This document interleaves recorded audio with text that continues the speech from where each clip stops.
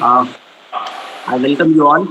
I am Akash Sanjay Khobragade, coordinator Karunyakara Institute of Dalit Knowledge and also PhD scholar at Delhi University.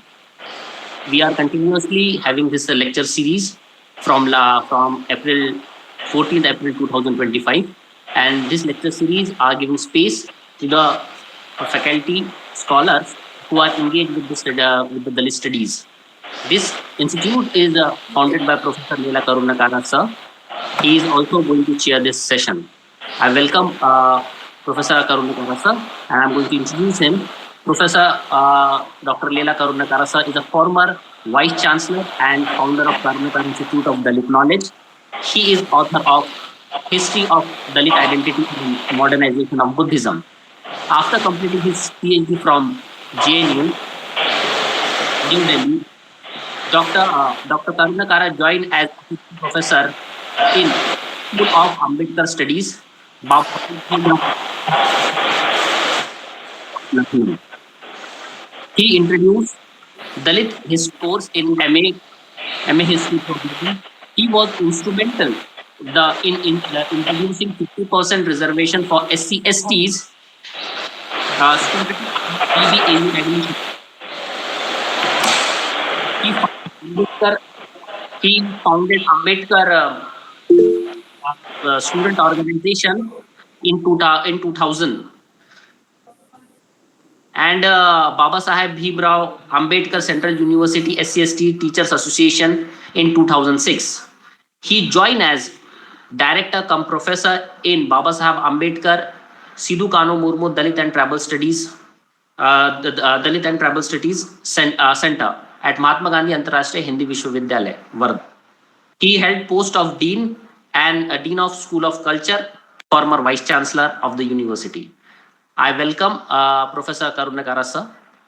Now I request Dr. Smita Bhagat to introduce our guest. Thank you so much, Akash. It's an honor for me to give an introduction of such a highly intellectual professor. Now I'm going to introduce today's honorable guest.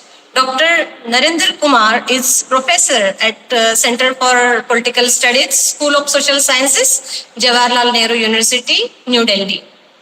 He was chairperson of the center during 2021-23.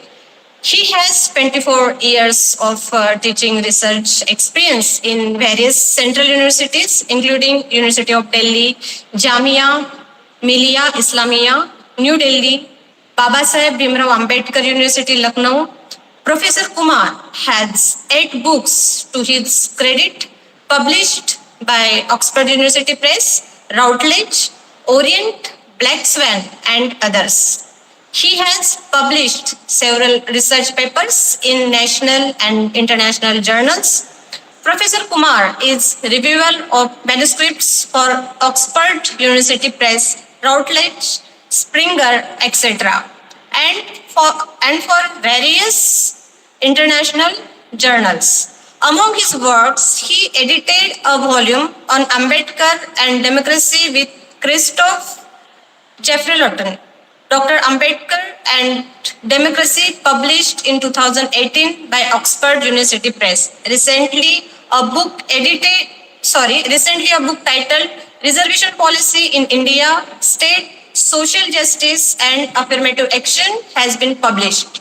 He has visited US, UK, France, etc. for academic engagement. So this is the brief introduction of our honorable guest. Sir, I heartily welcome to you as being a coordinator of this KIDK organization. I warm welcome, sir. Thank you so much. Thank you, Dr. Smita. Professor Narender Kumar sir going to speak today on democracy, B.R. Ambedkar and contemporary global world. So I request Professor Narender Kumar sir to please take a charge. Okay, thank you very much. Thanks to Professor Karunyakara and the team of Karunyakara Institute of Dalit Knowledge and the participants present here. The topic that has been given to me is something which has been closer to my heart in the sense that the book that was introduced, Democracy and Ambedkar, that's where actually I thought that I should be talking about democracy and the kind of world order that we have in terms of contemporary global world. Herein, I think Dr. Ambedkar's idea of democracy and how did he look at democracy and what kind of democracy he was talking about and what kind of challenges he thought that democracy would have in the times to come. And these are some of the issues that I'll be dealing with today. So when we say democracy, then Dr. Ambedkar, in fact, came down in history as a scholar as much as a man of action, and also as a statesman, or to be gender neutral term, as a statesperson. This talk focuses on the way Dr. Ambedkar related to politics and, in particular, to democracy, and how his ideas and conceptions are relevant to the world today. He considered democracy as the only one which could contribute to the emancipation of the masses in general and the marginalized sections in particular, which was his long life cause. He tried to systematically promote democracy, opting as a lawyer by training for a constitutionalist approach against any form of political violence. For Dr. Ambedkar, democracy offered a framework for solving problems through deliberations. He looked at democracy as a transformative government to change the lives of the citizens and opined that democracy is a form and method of government whereby revolutionary changes in the economic and social life of the people are brought without bloodshed. In that sense, he was a pure product of the philosophy of enlightenment. As a result, parliamentary democracy was his favorite variant and not the presidential one, which implied a concentration of power in the hands of one man and conveys a plebiscitary dimension. In democracy, the government need to be more of the people and by the people than being for the people, as in the later case, the prominence is taken by government and not the citizens. In this regard, he argued that, I quote him, the principle of self-government expresses the desire of the people to rule itself rather than be ruled by others, whether the rulers be absolute monarchs, dictators, or privileged classes. It is called democracy, unquote. The contemporary trajectory of democracy presents a paradox. While democracy remains the most desired form of government worldwide, its actual practice is under considerable strain. From the third wave of democratization proposed by Huntington that swept across Eastern Europe, Africa, Asia, and Latin America in the later half of the 20th century, the early 21st century has witnessed what many scholars term a democratic recession. To understand the global trends in democracy, I would refer to some of the reports that are available from Freedom House, We Them, and some other institutions. Like the Freedom House reports that consecutively in the 19th year, there has been global decline in the freedom of in the countries, whereby in 2024, 60 countries decline in terms of liberal democracy, whereas 34 improved. Then there is a VDEN, and it estimates that 72% of the world population now lives in autocracies, which is up from 49, which was in 2004. So only 28% live in democracies. The share living in autocratizing countries rose from 7% in 2004 to 38% in 2024. So But it's not the case that there is no resistance, but resilience and democratic innovation is also taking place. Despite recessionist trends, civic mobilization and institutional adaptation remain consequential. That is, competitive elections and peaceful alterations of power in many countries and procedural innovations like citizens' assemblies, participatory budgeting, etc., to deepen accountability of the democracy. The contemporary status of democracy is best read as contestation under constraint. Backsliding is real and measurable, which is found by Freedom House, VDEM, and other institutions. Yet, democratic commitment endure in public opinion and civil society. When we look at the state of democracy in India, then what we find is the state of democracy in India in 2024 presents a complex picture with notable strengths and significant challenges. India is classified as flawed democracy by institutions of EIU, whereby they say that the overall score of India's democracy is 7.17%, 7.17 out of 10, placing it 44th globally out of 167 countries. This score reflects strengths in electoral processes, but significant weaknesses in civil liberties, media freedom, and political culture. The VDEM Institute categorizes India as an electoral autocracy, highlighting a decade-long decline in democratic quality under present dispensation that was visible earlier during the emergency of 1975.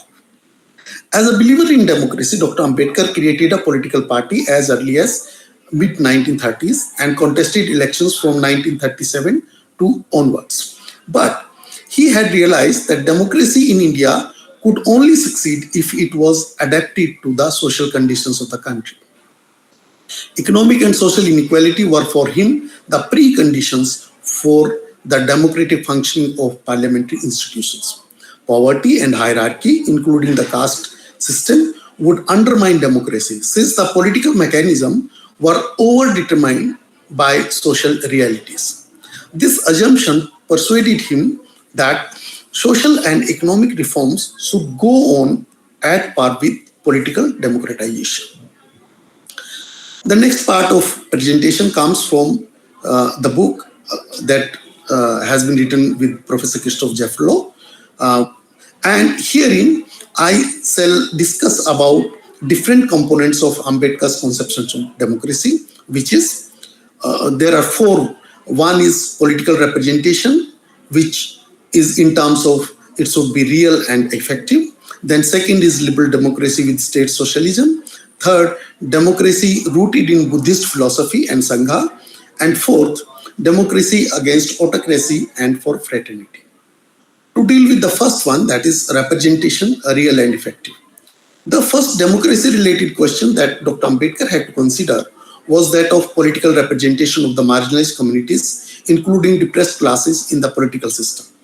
He had an opportunity to do it as early as in 1919, when he was consulted by the South Bureau Committee, the body which has been entrusted with redefining electoral franchise within the framework of constitutional reforms.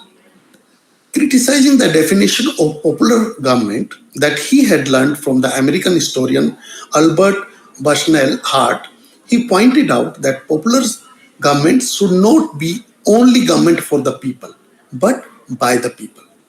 This assumption had a clear implication in terms of representation, wherein Ambedkar argued that democracy should ensure not only representation of opinions, but representation of persons as well. In a way, he was articulating a theory of mirror representation, which much later came in the writings of Hannah Pitkin. A representation of the people here means that social groups should be able to send some of their members in the elected assemblies, which should mirror their interests, because others could not represent them truly. And this was the case wherein Dr. Ambedkar was talking in terms of touchables and untouchables in way back in 1919 on the basis of the representation that was given to the Muslims during those times, that was in 1909. Again, in 1928, Dr. Ambedkar, during his speech before a delegation of the Simon Commission at Pune, that said that in case universal suffrage was not being granted for the depressed classes, who are now referred as Dalits, then he would campaign for separate electorates.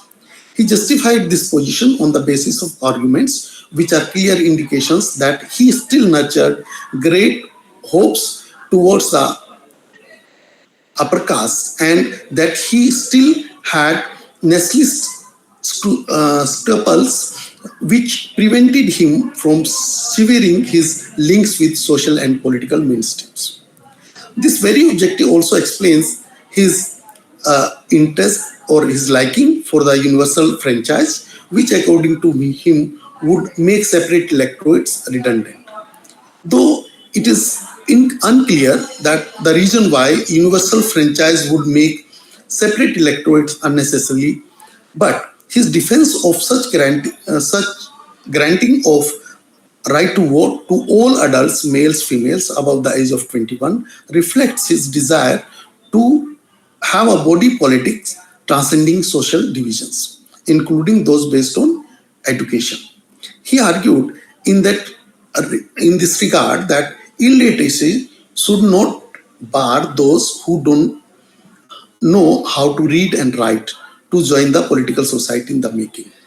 That's where, in fact, Dr. Ambedkar was actually against this idea of education being the precondition for giving franchise.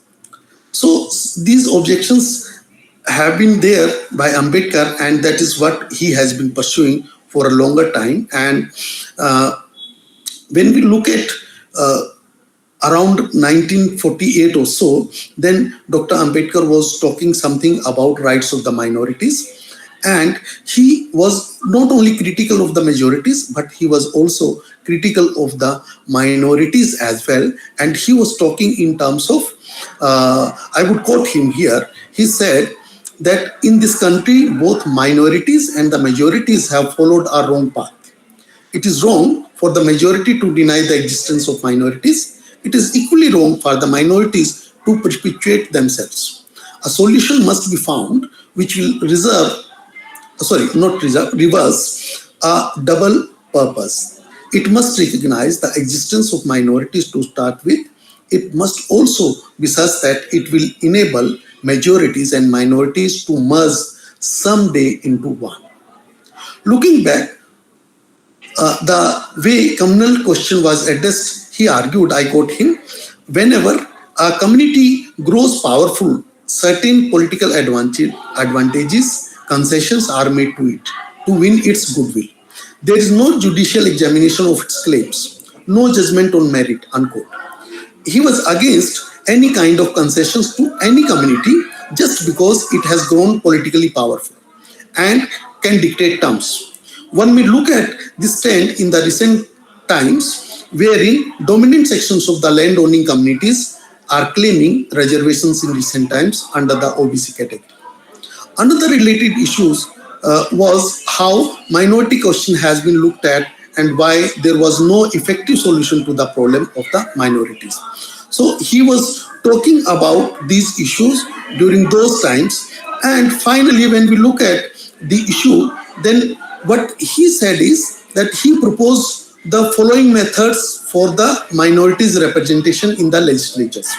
One was joint electorates or separate electorates is a matter of machinery for achieving a given purpose. It is not a matter of principle.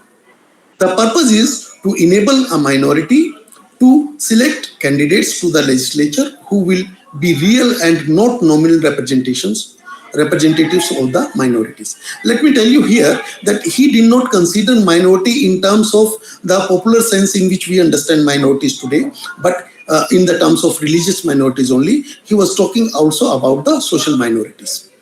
While separate electorate gives an absolute guarantee to the minority that its representatives will be no others except those who enjoy its confidence, a system of joint electorate which will give equal protection to the minority should not be overlooked. See, he was trying to grapple with these ideas in a very, very honest manner. Finally, when we look at his conception of representation and the electoral systems, then I think he proposed finally in 1955, wherein he was talking about, let's say, regarding the linguistic states. And he says that a four-member constituency with the right to minorities to have double vote and requiring a minimum percentage of minority votes may be considered as a possible substitute. Thus, Ambedkar was continuously engaged with the idea of real and effective representation of minorities. Though he clearly looked at the position of the separate electorate gave absolute guarantee to have a representation of their confidence, but he was also not averse to the alternative methods, and that's why he finally, in fact, came with the idea of four-member constituencies. Now, when we look at his idea of liberal democracy with state socialism, that is the second part of the story. Here, the tension in Dr. Ambedkar's view of democracy is between his emphasis on economic dimension that needs to be added to the political system and his liberal inclination. You see that Dr. Ambedkar was for both. He was for liberal democracy as well as for the state socialism. And that's where he is arguing for both of these. Besides his training in the social sciences, that is sociology, political science, and economics, Dr. Ambedkar was a lawyer who had adhered to the values of political liberalism as his references to the John Stuart Mill. As a chairperson of the drafting committee, Dr. Ambedkar was to fight in the same manner for the making of a professional, independent judiciary. A clear indication of his attachment to the values of liberal democracy was found then in his proposing an amendment in one of the plenary sessions, where a rare occurrence because his task consistently, especially in the defending of the text of the drafting committee, was in favor of a strict separation of executive powers and the judiciary. Though some representatives opposed this idea in the name of authority of the state, but Dr. Ambedkar actually argued that there has to be a kind of separation of powers between these two systems. Besides a strong judiciary that was a result in the making of the most independent Supreme Court in the world, Dr. Ambedkar also wanted to insulate the electoral process from the political interferences. Hence, his plea for the making of an independent election commission, which was to give the voting procedure a rare credibility, is also to be understood. Defending the values of liberal democracy also meant fighting totalitarianism across the board. The fight of British against Nazis was one of the reasons why Dr. Ambedkar supported them during World War II. Another reason, of course, was his decision to join the Viceroy's Council as Labour Minister. His assessment of Nazi threat made his relation with Gandhi even more adversarial, and in July 1942, he said, I quote him, except Mr. Gandhi, everyone knows that beyond a certain limit, it is worse than useless, and even when it succeeds, because the British government, unlike the Nazi government, are not addicted to the use of brute force and do not use unmoral means to suppress a moral cause. Mr. Gandhi will not admit it. That is only because he fortunately has no experience as to how the Nazis will deal with his mass civil disobedience. No doubt, the Nazis will give Mr. Gandhi a very short shrift and prove that his plan of direct action can be put out of action at the very start. Unquote.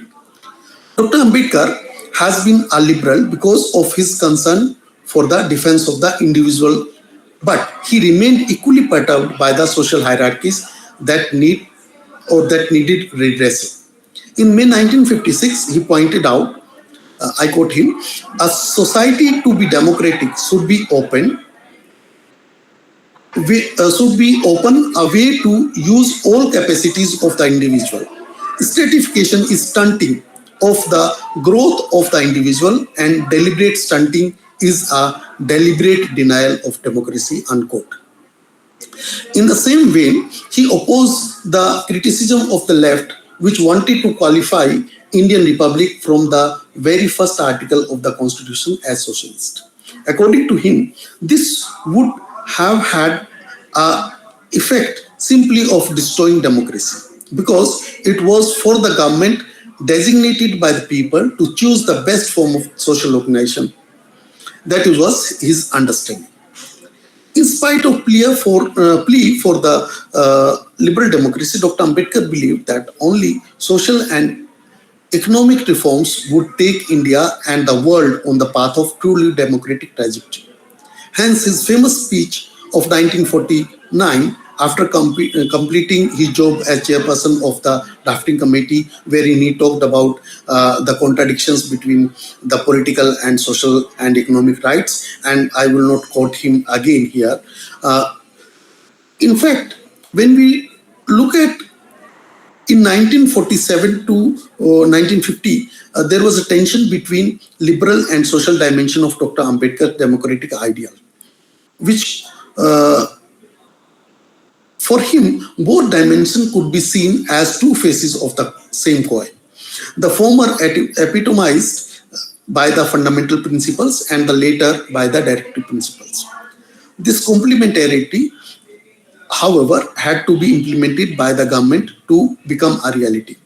In this respect, Ambedkar was disappointed, and actually that's why he was critical of Nehru government in 1952-51, wherein he looked at Hindu Code Bill.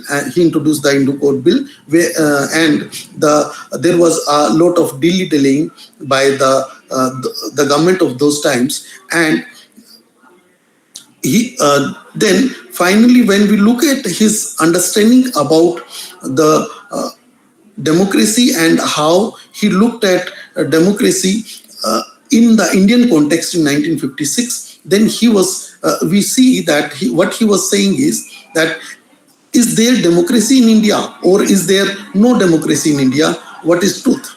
No positive answer can be given unless the confusion caused by equating democracy with republic and by equating democracy with parliamentary government is removed. Democracy is quite different from a republic as well as from parliamentary government.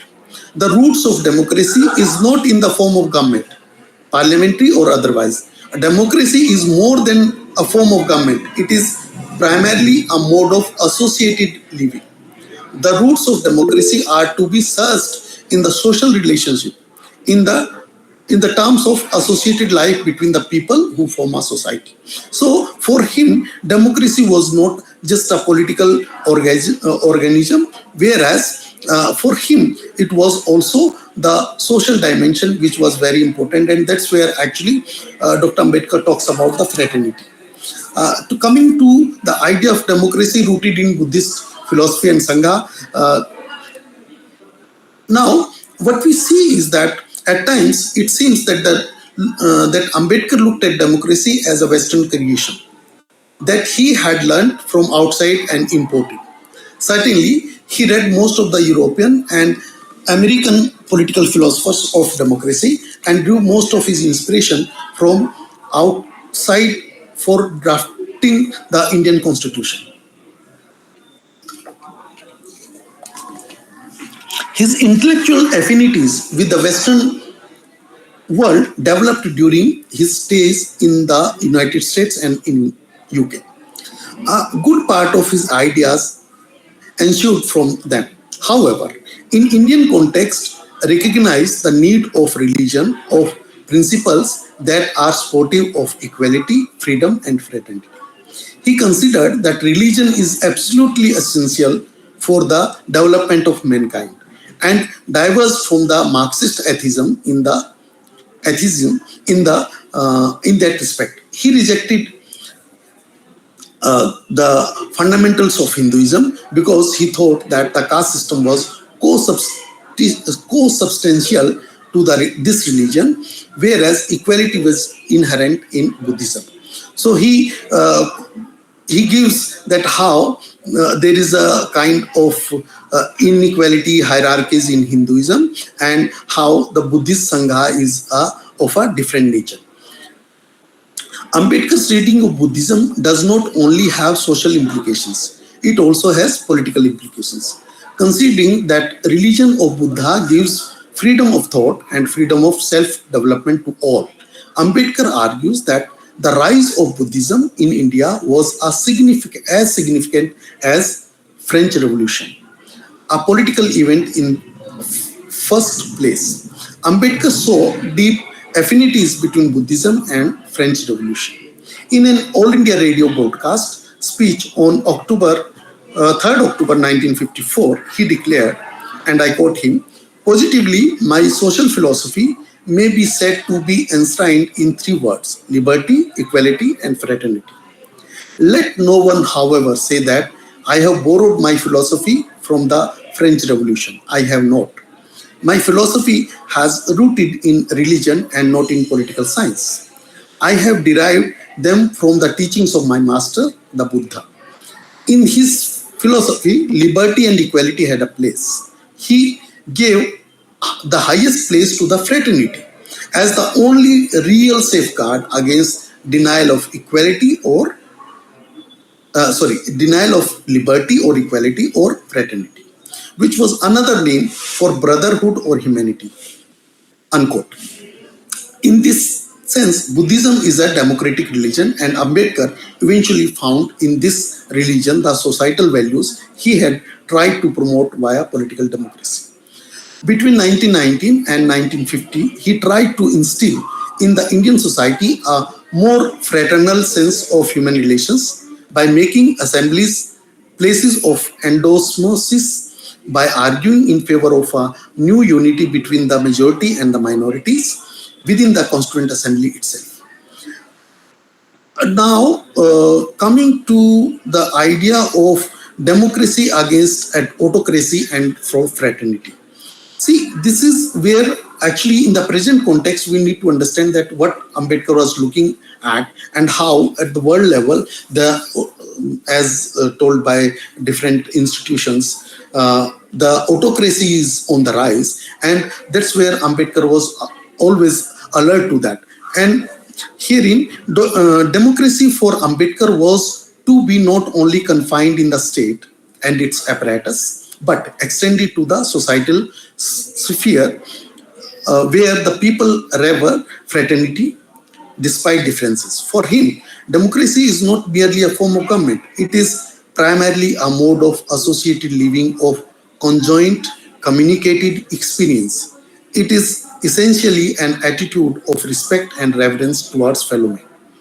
In other words, a political body can only be formed when barriers between groups are groups are abolished to some extent, and communication made possible.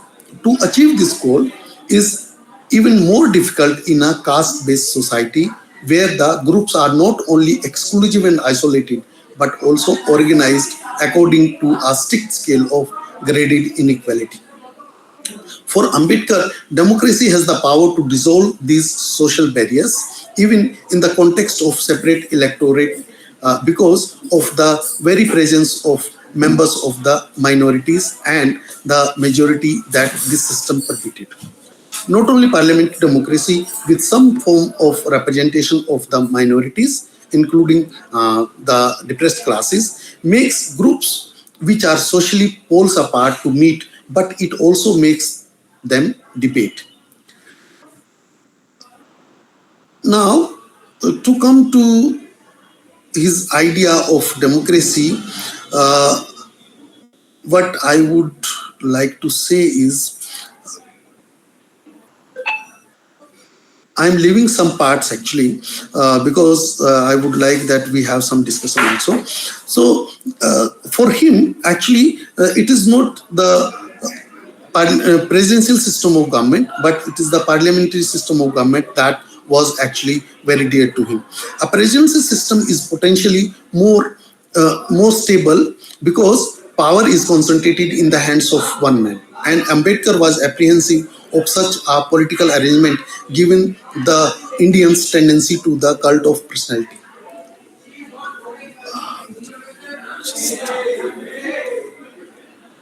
Just 1 minute. Huh?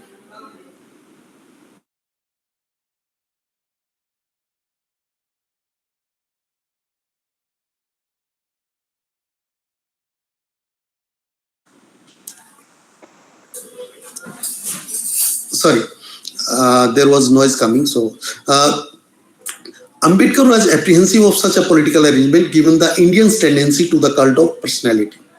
And what he said, I quote him, there is nothing wrong in being grateful to great men who have rendered lifelong services to the country. But there are limits to gratefulness. As has well as has been well said by the Irish patriot Daniel O'Connell, that no man can be grateful at the cost of his honor, no woman can be grateful at the cost of her chastity, and no nation can be grateful at the cost of its liberty. This caution is far more necessary in the case of India than in the case of any other country. For in India, bhakti, or what may be called the path of devotion or hero worship, plays a very important role in its politics, unequaled in magnitude by the part it plays in the parts of any other country in the world. Bhakti in religion may be a road to the salvation of soul, but in politics, bhakti or hero worship is a sure road to degradation and to eventual dictatorship. Nevertheless, I unquote, nevertheless, Ambedkar defends parliamentary democracy, wants to use democracy as a means for promoting national unity and social homogeneity. Independence opened a new chapter, and he was prepared to try once again to bridge the gap between the caste groups for building a unified political body, and via this detour, a more egalitarian society. This is deep meaning of the speech he made in the Constituent Assembly on 9th December 1946. And I quote him, he said, I know today we are divided politically, socially, economically. We are a group of warring camps. And I may go even to the extent of confessing that I am probably one of the leaders of such a camp. But, sir, with all this, I am quite convinced that given time and circumstances, nothing in the world will prevent this country from becoming one. With all our caste and creeds, I have not the slightest hesitation that we shall in some form be a united people. I have no hesitation in saying that notwithstanding the agitation of the Muslim League for the partition of India, someday enough light would dawn upon the Muslims themselves that they too will begin to think that a united India is better even for them. Unquote. This speech made by Ambedkar immediately popular and catapulted him to the drafting committee of the assembly. So, what I would like to draw your attention now is what was the kind of warnings that Dr. Ambedkar gives to the world over regarding the crisis of democracy. Ambedkar's warnings and contemporary crisis of democracy. This is something which I have brought from the speech that he gave at Pune District Law Library in 1952. And herein, what he said is that these are the challenges which the democracy would be facing. What are the challenges? He said that if there are the democracy has to succeed, then there has to be no glaring inequalities. What glaring inequalities in terms of both economic and social.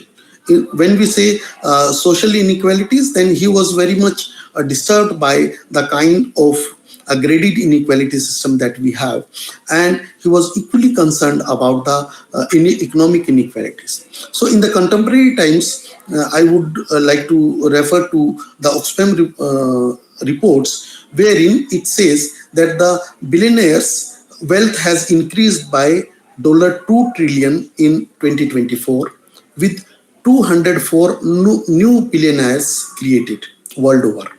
The richest 1% own 45% of the global wealth, while 3.6 million people live in live on less than $6.85 per day. In case of India, it may be much lesser. A significant portion of billionaires' wealth, that is 60% of this total wealth that is with them, comes from inheritance, cronyism, uh, corruption, or monopoly power rather than earned income. Oxfam's India specific report reveals that the top 10% of the population holds 77.4% of the total national wealth, with top 1% holding 51.55%. So you can understand that what are the kind of glaring inequalities we have in not only at the world level but in the country as well. So for social inequalities have been on the decline, but the coming in of the conservative governments in many democracies was a threat to the progress made in the last century in different parts of the world. Number two, which Dr. Ambedkar was concerned, was the institutional erosion of the democratic institutions. Executive aggrandizement, weakened legislatures, and pressures on judicial independence, which have become normalized in the contemporary times. Ambedkar warned against the executive becoming over-deterministic, keeping behind the legislature. We observe this trend in the last few decades to be rampant not only in India but elsewhere as well. Judiciary also either oversteps or remains conservative in interpreting the constitution and ignores the advice of adherence to the constitutional morality, which Dr. Ambedkar was talking while giving his rationale for the rights of the people or rights of the citizens in the functioning of the democracy. And finally, the populism and majoritarian nationalism, which has mobilized anti-pluralistic sentiments world over, often curbs media and marginalized voices. I would refer again to Freedom House and VDAM reports, wherein we see that there has been a kind of populist encouragement in different democracies. And here what is happening is this hero worship is something which Ambedkar warned against in a democracy, and the contemporary trend of populism brings in this idea where one leader is considered masiha to the masses and immune to the criticism, even of genuine criticism. Majoritarianism has also been the concern against democracy, and that's why he suggested the idea of weightage, or which is known as relative majority. Looking at the above discussion, we can conclude that Babasaheb Ambedkar was mindful of challenges coming up in the journey of democracy. The limitation of Dr. Ambedkar's conception of democracy and challenges is lack of reference to technology. Whereas in contemporary world, technology is playing a crucial role in the functioning of democracy, whether at the electoral level or at the policy level. But however, the way Dr. Ambedkar looked at democracy and the kind of future he was envisioning, therein the idea of inclusion, the idea of rights, the idea of the weightage, the idea of, let's say, relative majority. So some of these ideas are actually very significant, even which can handle the technology as such. Because if technology is to be used by the human beings, and Dr. Ambedkar was concerned that the human beings need to be, let's say, moral as well as human, in the sense wherein to make the democracy successful, we need to have not only the technology, but also the human element is very significant in the journey of the democracy. And that's where I think Dr. Ambedkar's idea of democracy is also crucial and relevant to the contemporary world. Thank you very much. Thank you. Thank you. Thank you, sir.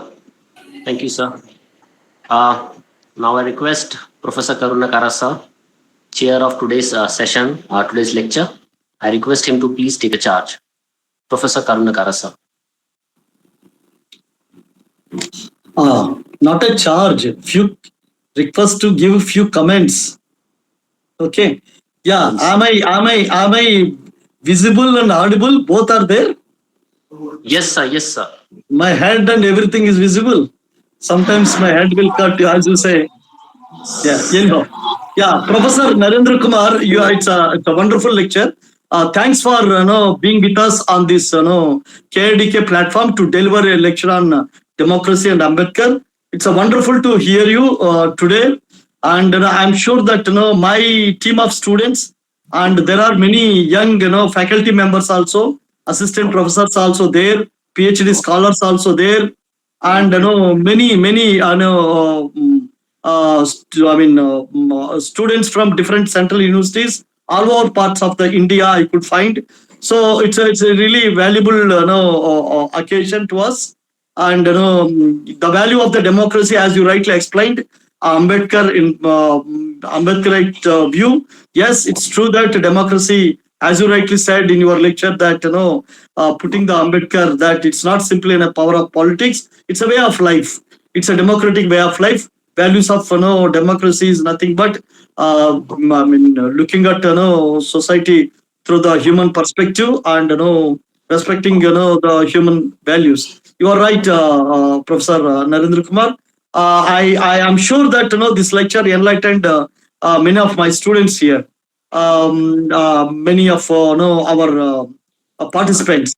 Thank you, Professor Narendra Kumar, once again for being with me and with all my team of students, and giving your valuable time and wonderful lecture. Professor Narendra Kumar, thank you very much once again. Welcome and pleasure to be here. Yeah. Thank you, Professor Karunyakara, sir. Now this forum is open for question answer session. I'm seeing someone already raise his hand. So I request Nagrajan, if he want to ask a question, please go ahead.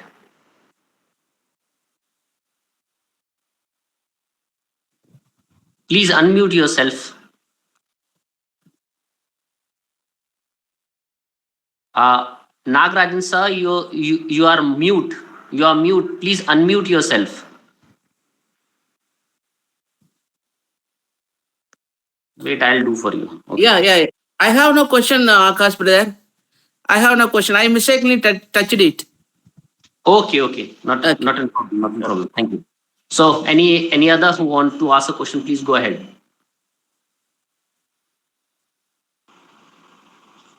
May I audible? Yeah, you are audible, ma'am. Please go ahead. Oh, thank you. Sir, first of all, sir, congratulations. Your lecture is very wonderful and fantastic and very useful for me, not only me, but other peoples. I am Dr. Kiran Kumre. I'm an assistant professor, Dalit and Tribal Studies, MGHV, Varda, Central University. Sir, I would like to ask you 3 questions. My first question is, Ambedkar laid the foundation of democracy based on liberty, equality, and fraternity. Does democracy today look like what Ambedkar had described? What is your opinion on this? And second question is, Ambedkar said that one vote, one value. Could you explain in Ambedkar perspective? And third question is, despite democracy, not only in India, but in the entire world, inequality, discrimination, poverty, unemployment, social exclusion, injustice, and atrocities are increasing. As an academician, how can democracy be strengthened? What would you like to say on this? That is my question. Thank you. Sir. Please unmute yourself, sir.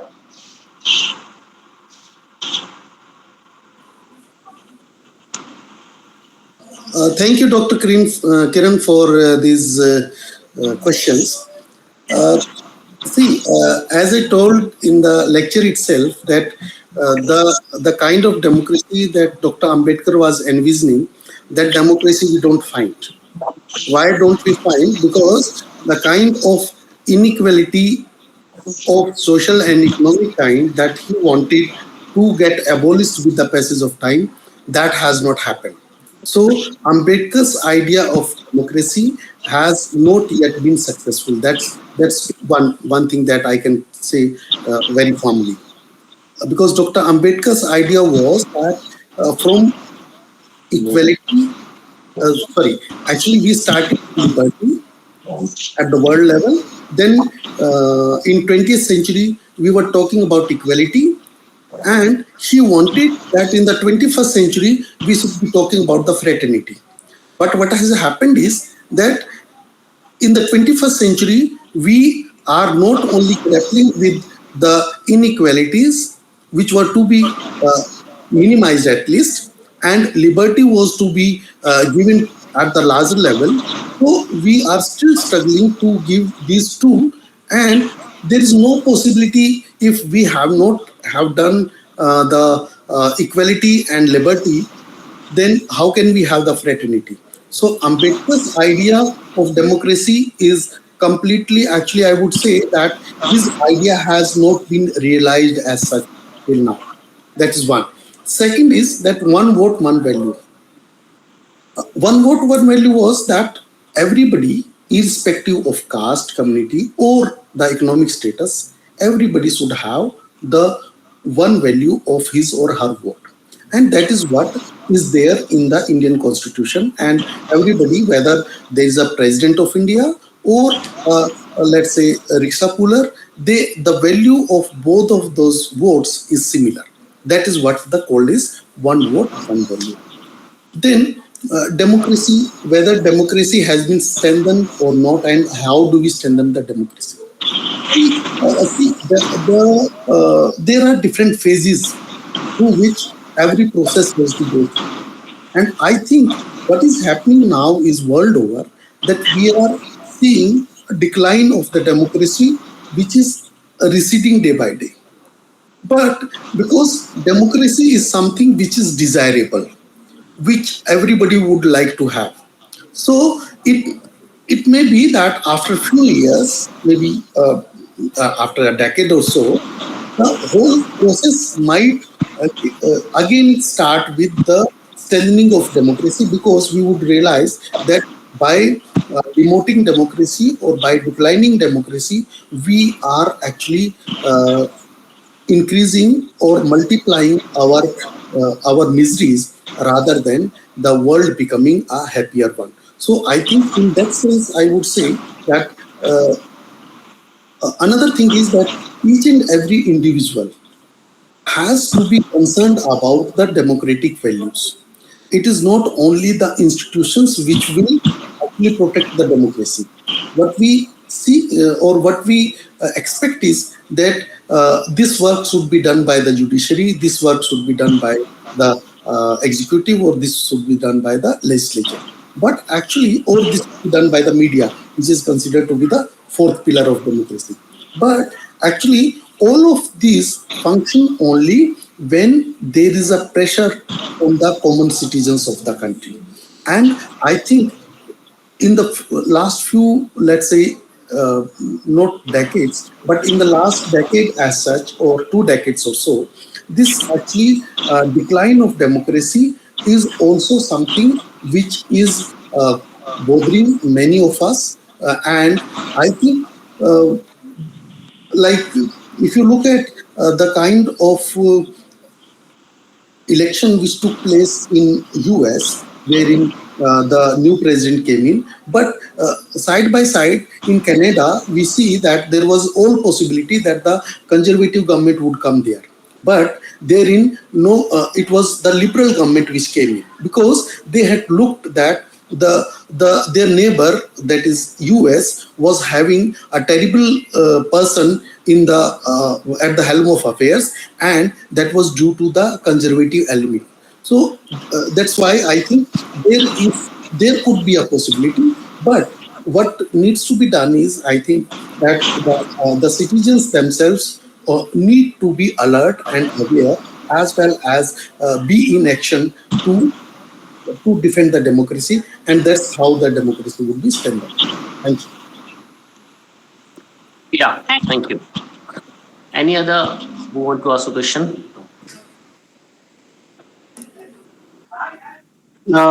Akash Yes, please practice, sir. हाँ sir नमस्कार sir sir मैं राकेश सिंह खोटिया सहायक professor दलित और जनजातीय अध्ययन केंद्र महात्मा गांधी हिंदी विश्वविद्यालय। Sir मैंने आपको पहले भी यहाँ सुना है जब इंडियन पॉलिटिकल साइंस का कॉन्फ्रेंस हुआ था, मुलाकात भी हुई है।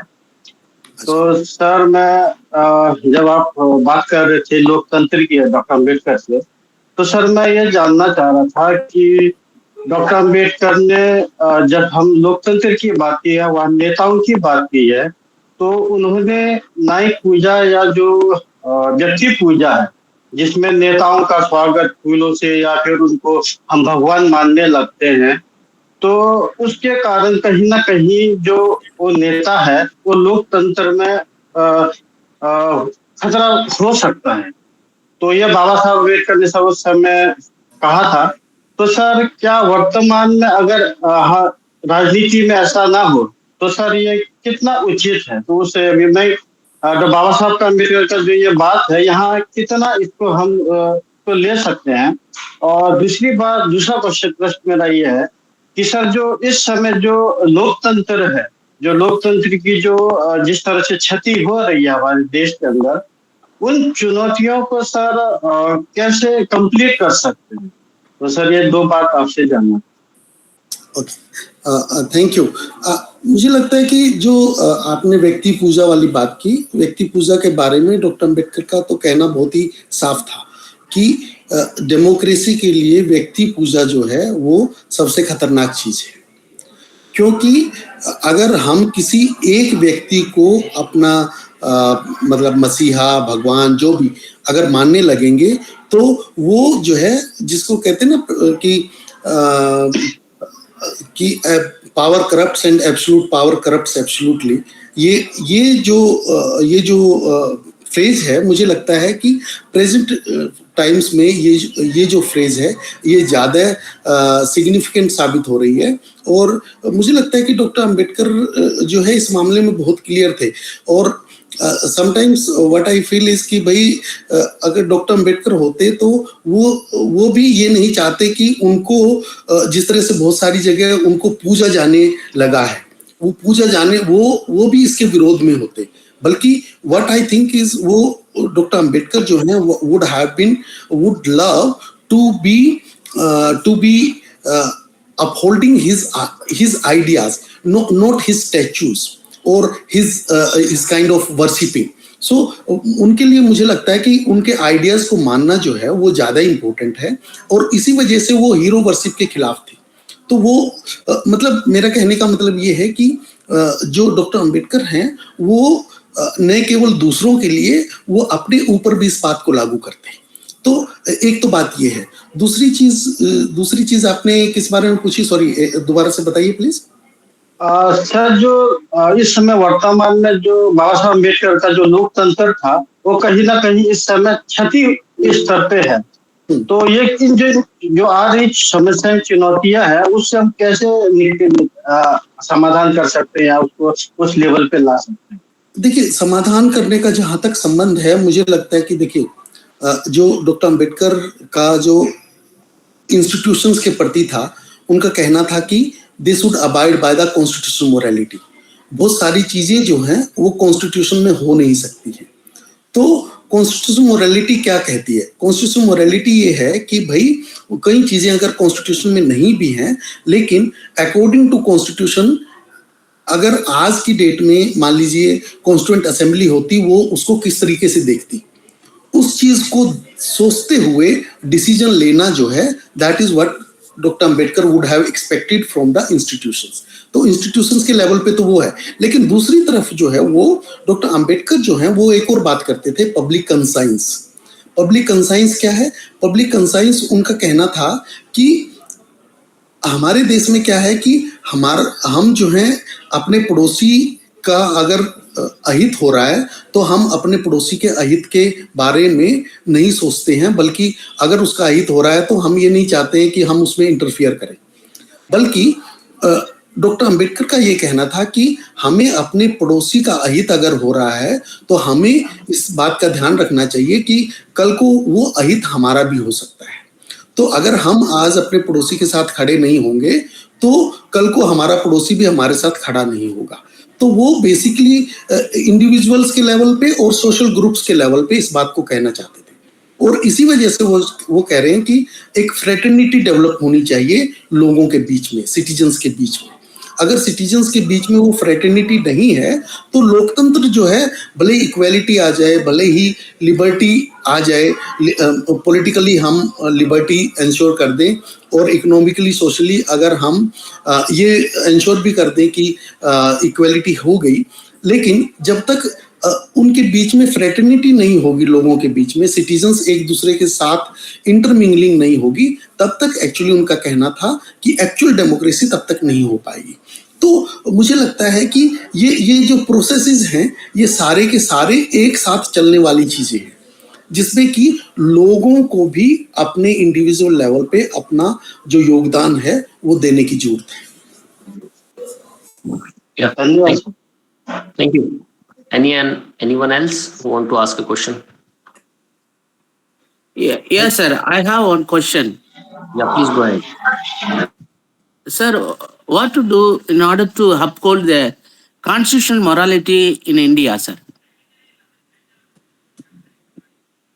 Sorry, can you repeat your question, please? What we want to do in order to uphold constitutional morality in our nation? See, constitutional morality can this is what the idea here is, that the constitutional morality would be upheld by whom? It will be upheld by the institutions. Institutions themselves, if judiciary does not uphold the constitutional morality, if the legislature does not uphold the constitutional morality, if the executive does not uphold the constitutional morality, then actually it is the responsibility of these people. But what I am trying to say is that if all the institutions are failing to uphold the constitutional morality, then it is the citizens who need to force these institutions that you need to uphold the constitutional morality. That's where actually something which can be done. If the institutions are failing, then I think it is the people's responsibility, citizens' responsibility, that they are forced to uphold the constitutional morality. Thank you, sir. Thank you. very much. Anyone else want to ask a question? Yeah, Dr. Smita. Hello, sir. Good afternoon, sir. I'm Dr. Smita, Assistant Professor, Lok Mahavidyalaya, Varda. Sir, there is one question that what is the concept of minority in the context of India? And I have to know that is it existence only in India or other countries also? And second question is, what is the concept of two rights in India? Concept of rights? Concept of two voting rights. Voting rights? Right, yes, sir. Okay. See, the concept of voting right, concept of voting right is like, in Indian context, we can say that this is the first past the post system that we have, wherein all the individuals above the age of 18, they have the right, irrespective of their caste, creed, and whatsoever. So that is the kind of voting right that is available to the people. And the first question was, sorry, I forget. First question was regarding? Sir, what is the concept of minority? Minority, sorry, yeah. Yes. And Minority. is it exist in the other countries also or not? Yeah. See, when we say minority, minorities means what? Minority means there are people who are lesser in numbers in terms of social group, and this is available in all parts of the world.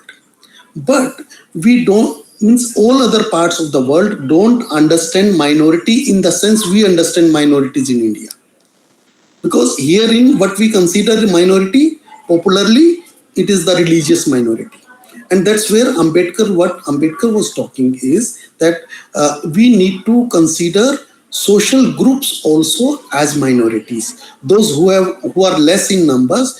He was actually arguing that even the depressed classes or the scheduled castes should also be treated as minorities. So minority means primarily that those sections of the society who are lesser in numbers. Sometimes you see nowadays we look at that in Maharashtra there is always a problem of Marathi speaking and non-Marathi speaking. So non-Marathi speaking people would be the minority in Maharashtra. Bombay, I would say in particular. So maybe that's what actually minority in this sense would be the linguistic minority. So it is not only the religious minority, it is also the linguistic minority. But Dr. Ambedkar was going ahead to this idea. He was saying that the minority should not be just based on religion or language, but also they should be based on the social groups as such. So he wanted to consider scheduled caste also as the minorities so that they get the rights of the minorities which were available to them. So when we say rights of the minority, he wanted that those separate electorates in particular. That's what he was arguing for during those times when he was saying that we need to consider scheduled caste also as minority. But in the present context, maybe he may not have thought of, he may not have argued, or later on, if you look at his contribution, then he abandons this idea of minority for the scheduled caste, and then minorities are then confined to the religious and the linguistic minorities. Thank you, sir. Anyone else? Thank you so much. Yeah. Okay. Anyone want to ask a question? Yeah. Then I think I am going to ask one question. Actually, it is two questions, sir. So while listening your lecture, I was thinking about the Dr. Ambedkar talked about the future of Indian constitution, Indian democracy, and the other was what was the condition of a successful working of democracy in India. So these two things where Dr. Ambedkar give a very brief points. If I say for successful working of democracy, Dr. Ambedkar said this equality in law and administrative, and no control of majority on minorities, and the public consciousness, what you said, and the ethical morality. So while reading all these things, and after I go through for a future of Indian nation, so there also Dr. Ambedkar said the future of Indian nation will be decided on the self introspection by India itself, and the other was adherence to the constitution, denouncement of hero worship, and few more. So while reading all these things, I'm seeing the points are not matching with the contemporary time what is going on in India. And the other thing is when we see that Dr. Ambedkar also said that the social democracy is more important than the political democracy. And you correctly said that in your lecture that Dr. Ambedkar also said the strong political the strong political community get more political benefits, and that's why in my observation maybe they are not very much interested in developing social democracy in India, and that's why the lower and marginalized caste community are more interested in and engaging with the social democracy on from their sides. So I just need an important comment from your side, that how we are going to develop this social democracy and transfer this social democracy and engage the dominant community also be a part of this social democracy, so we can have a political democracy will be work in this country for both the classes. Okay, see, this is what I did not talk about other ideas of Dr. Ambedkar regarding the challenges of democracy and the preconditions of democracy. Opposition was one of the major idea of Ambedkar, wherein democracy was to be successful. So, but what you are saying is that how we make the social democracy possible in the country, wherein the dominant sections of the society also adhere to these ideas. The issue here is that the dominant sections of the society are actually the kind of resources which are available with them. As you said that the dominant sections of the society have been able to get some of the benefits which actually should have been given to the more marginalized sections of the society. But actually the problem here is that the more we are talking about the democracy, then the dominant sections of the society are actually coming out with other ideas wherein they can actually control the resources within their hands. And that is what is happening actually all over the not only in this country but also all over the world. So the social democracy can only be true when the dominant sections of the society also think that we need to go together with the marginalized sections of the society, and that is the kind of moral question which, unless and until this moral question is addressed, they will not be see, there are two one is through the morality, then second is through the legal means. So we can do it through the legal means.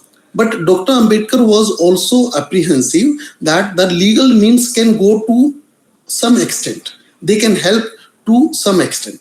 But to the larger extent, it is the morality of the individual, morality of the society, which would be more important. And that's where actually I think that it is the morality of the individuals, as well as I think the other legal mechanisms. These need to go hand in hand. Only then the issues of inequalities or discrimination can be handled in this kind of situation. It cannot be one way. It has to be both ways, I think. Yeah. Thank you, sir. Thank you, sir. Is there anyone? So this will be the last question. If there is anyone, please go ahead. Yeah, I think okay. Sun smile.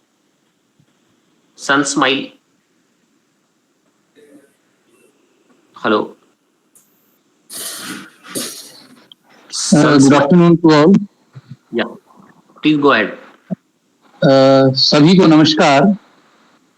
Myself Dr. Ravi Prakash from Kaithal, Haryana, RKC College of Education. अभी वक्तव्य में जो मुख्य बात जो hero worship की निकल कर आई है, और मुझे लगता है, मेरा ये कोई सवाल तो नहीं है, इसमें मैं थोड़ा सा बताना चाहूंगा कि आजकल हमारे जब भी हम बर्थडे सेलिब्रेशन करते हैं या तमाम तरीके के और आयोजनों का आयोजन करते हैं, तो उसमें कहीं ना कहीं जो आज जिस विषय पर हम बात कर रहे हैं, हीरो वर्शिप है, जो वो हीरोइज्म कहीं ना कहीं हमारा दूसरी ओर जा रहा है. वो एक तरीके से वैचारिक चीजें ना होके इज्म की तरफ ज्यादा जा रही हैं. तो हमें इस विषय पर थोड़ा सा सोचना चाहिए. मटेरियलिस्टिक जो चीजें हैं कहीं ना कहीं वो सोसाइटी में फैल रही हैं और उसकी वजह से ऐसा कुछ देखने को मिल रहा है. तो अक्सर वैचारिक चिंतन है जो जिस तरीके से आज हम इस प्लेटफॉर्म पर इकट्ठे हुए हैं, तो ऐसा अगर होगा तो ज्यादा बेहतर होगा. परंतु हम देखते हैं कि सोसाइटी में रोड शो पे हल्लाशेरी करना और इस तरीके की चीजें करना, तो ये कोई अच्छा मैसेज मुझे लगता है नहीं जाता। तो बस मैं यही कहना चाहूंगा कि हीरो वर्शिप जो बात अक्सर चल रही है, तो उसमें एक बहुत बड़ा फैक्टर है, कहीं ना कहीं हमारी ये चीजें भी शामिल है। Thank you. Okay, thank you, sir. Sitaram. Sitaram. हाँ नमस्कार sir. Yeah, please go ahead. Please be very brief. Narendra sir से था कि सर जैसे अभी यूनिवर्सिटी की बात चल रही थी, तो हम जानते हैं सर लोकतंत्र में तो जो किसी नेता की जो फॉलोइंग होती है वही उस नेता का कद डिसाइड करती है। तो सर सवाल मेरा ये है कि किसी नेता को फॉलो करने में और उसकी हीरो वर्शिप करने में इस बात को डिफरेंशिएट कैसे करें, कहाँ हीरो वर्शिप हो रही है और कहाँ हम किसी नेता की फॉलोइंग हो रही है। ओके। जब भी हम हीरो वर्शिप की बात करते हैं तो काउंटर तर्क ये भी आता है कि भाई नेता की ये तो फॉलोअर्स है नेता के, तो हम किसी नेता को फॉलोइंग करेंगे तभी तो उसका कद बढ़ेगा, या लोकतंत्र की निशानी है। तो सर इस बात को डिफरेंशिएट कैसे करें, हीरो वर्शिप होना और फॉलोइंग करने में क्या फर्क है सर, विवेक कैसे करें, कौन सी लाइन पे जाके हम डिफरेंशिएट कर सकते हैं। ये बहुत बहुत अच्छा क्वेश्चन आपका। मुझे लगता है कि देखिए ये जो फॉलोइंग करना है और हीरो वर्शिप करना है, ये दोनों बहुत ही अलग अलग चीजें हैं। हीरो वर्शिप करने का मतलब है कि वो आपका नेता सही कर रहा है कि गलत कर रहा है, उसके ऊपर आप ध्यान नहीं देते हैं, सिर्फ आप उसको फॉलो करते हैं, that is called the hero worship. लेकिन अगर जब आप उसको फॉलो करते हैं तो फॉलो करने के साथ साथ आप क्रिटिकल भी होते हैं। जैसे मान लीजिए एक समय में कुछ लोग जो हैं एक पॉलिटिकल पार्टी को फॉलो करते हैं, लेकिन एक समय के बाद उनको लगता है कि नहीं, ये पॉलिटिकल पार्टी हमारा काम नहीं कर रही है, हमारे हिसाब से नहीं चल रही है, तो वो लोग जो है उसको उस पॉलिटिकल पार्टी की बजाय दूसरी पॉलिटिकल पार्टी को सपोर्ट करने लग जाते हैं।